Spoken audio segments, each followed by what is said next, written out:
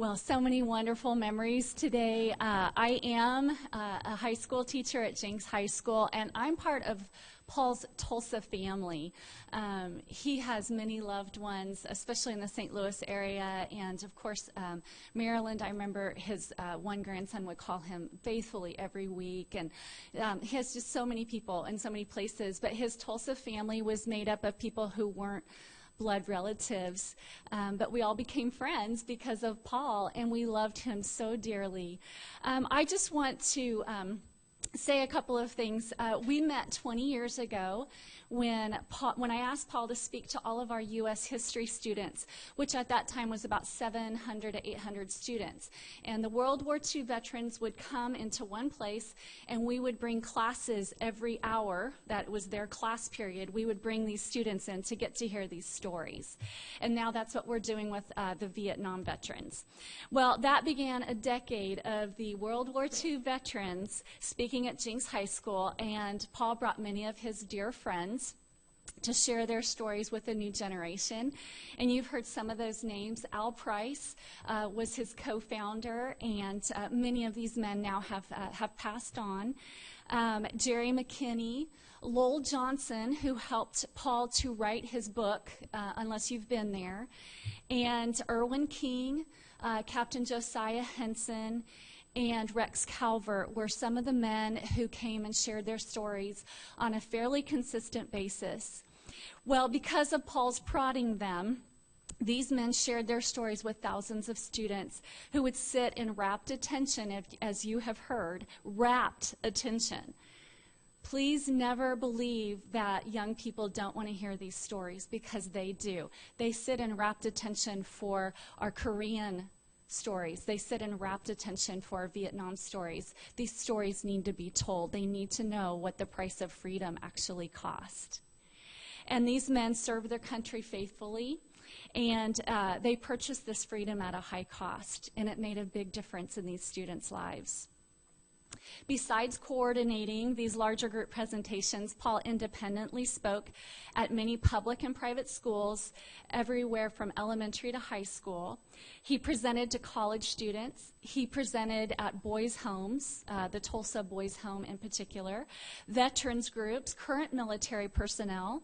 He also spoke at retirement communities, and most recently, working with his nephew Mike, he Skyped a number of times with students in France and Germany, because he was cool that way, okay? And he always tried to say yes, and I always appreciated him for that. He always tried to say yes to any request, and he did. It gave him a mission and a purpose, and it kept him going. But he always tried to say yes, even if he was in pain. He tried to say yes, and I think that's a great legacy. And besides sharing his World War II experiences, he also spoke with my leadership students and other groups about the accumulated wisdom that he had gathered through his long life. And he encouraged everyone, especially with Patton's quote about spaghetti. And he would say, you have to lead from the front. If you can't push spaghetti, you've got to pull it. And if you'll get the fork and then you start twisting it, the spaghetti will go wherever you want around that plate. But if you try to just push it, it's hard to get anything to happen. And he would tell them, as he was an excellent example of, getting out in front and leading his men and friends, pulling us by example instead of pushing us. Okay, sometimes he pushed us too. When his beloved Gurney passed, he and I began eating together every week, unless I was out of town, and thus grew a deep friendship for the past 9 years. I was so blessed by this man who had experienced such a wide breadth of life and enjoying hundreds of his stories. As a history teacher, I was fascinated by one who had lived what I had only read and studied, including his work for the Army in assessing personnel files during the Red Scare and reviewing U-2 spy plane photos. True stories. Besides his incredible World War II adventures as what I like to term the Forrest Gump of the European theater, he also met many famous people, truly too many to even list. For example, Paul met St. Louis Cardinal great Stan Musial while at spring training in Florida, and then Mr. Musial asked Paul to eat with him at his restaurant in St. Louis. when he was next in town, and Paul did. I mean, who gets to say that they ate dinner with Stan Musial? Stan the man, right? He also played golf with Lee Trevino, and in these past few years was blessed by a newfound friendship with actor Jon Voight. In all this, Paul's matter-of-fact and honest storytelling was humble, and it was direct.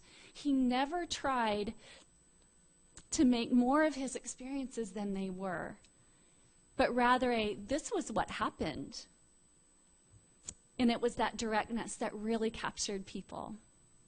It was a very Joe Friday-like presentation, but lest you think his storytelling was a recitation of just the facts, ma'am, here are a few clips of students' favorite stories told only as Paul could tell them.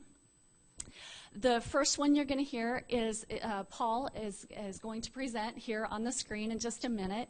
I was able to videotape Paul giving his first half and second half presentations, and I have made that available to Mike Andert, and he's going to convert those files to videos and put those on Paul's website so that you can see them.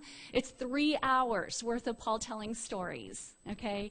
And so the first one is about the wieners. I did not include the one about sauerkraut. It had a little bit of some stuff in it that I thought, well, that's not really appropriate. Paul wasn't always appropriate. You can listen to the sauerkraut story another time. But the first one is about the wieners, and then the second one, which is the students' always all-time favorite, about a cuckoo clock.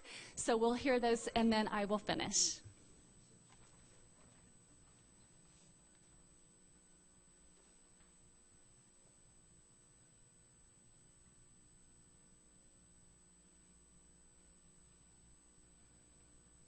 November, and so anyway, on the way back to the camp, they brought the kitchen up and they had a bunch of wieners on there, and they were, smelled real good and all that. And I thought, my gosh, I'm going to get some of those wieners. All of us are. So we're in line, mouth-watering, wanting to get the wieners, because you only saw the kitchen maybe once a month, or maybe even not that often.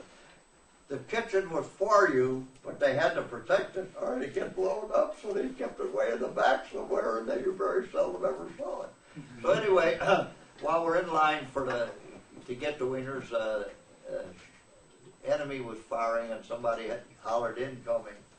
So everybody around me run and got into a hole. But for somehow, something told me, don't go. I stood there and I said, to myself, I said, I'll be damned. I'm going to get the wieners. I am not going to go to any hole. So I went to the wieners, and I had these 8 big pockets, and I opened the thing up and filled the inside pockets, and then I filled the outside pockets with these big wieners. So I had 8 big pockets full of wieners. And so when the artillery went beyond us, the guys got back in the line, and they said, where's the wieners? And they said, he got them. And I says, you ran to the holes, and I ran to the wieners. And anyway, we shared them some after that. But that's what that was.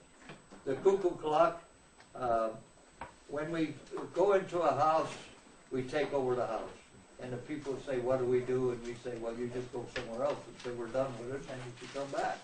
And so this one house we took over, had a cuckoo clock on the wall, and you know how the cuckoo comes out every half hour and so forth. And so we're all sitting at the table. We always ate the German food and sat at their kitchen table and got the food, or had the German woman cook it in some cases, but if they weren't there, we'd cook it ourselves.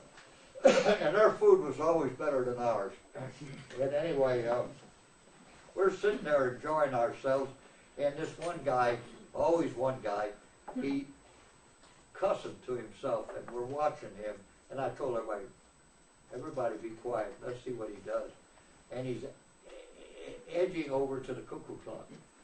When he gets right by the cuckoo clock and that bird comes out another time, he grabs the bird, he pulls it out of the clock, he throws it on the floor, and he shoots it.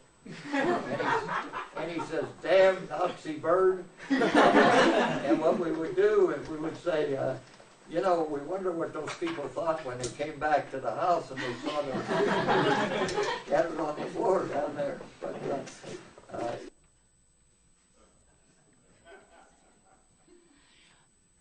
Well, there were many, many, many funny stories that Paul had.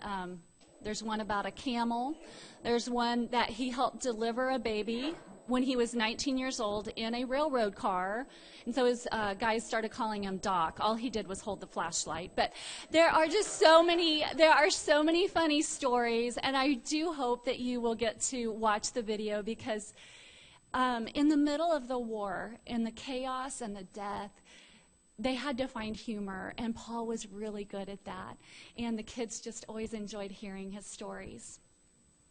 And I also just want to say, too, that one of the reasons that he told me he couldn't play shortstop was because of the wounds in his two legs.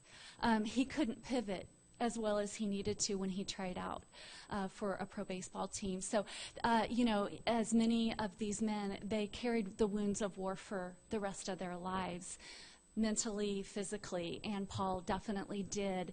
But he always made the best of his life. So in light of this Wiener story, and because Paul adored eating at Margaret's and Siggy's, the family invites you after the service to a reception in the next room to enjoy some wieners and sauerkraut. And this will be a time to celebrate his life and legacy. The last story, as I finish, is my favorite moment with Paul. A few years ago, I had a lovely German exchange student who took my World War II class, which was a little awkward at first, I'm not going to lie, because she's from Germany. I'm like, okay, we were against you. I don't know how this is going to work, but she was a wonderful young lady. And Paul shared the second half of his story. She came over to purchase one of his books. Because of her accent and Paul's hearing issues, she asked me to stay nearby to ensure that he understood what she wanted to convey. With tears in all of our eyes, she told him, "Thank you for freeing my country."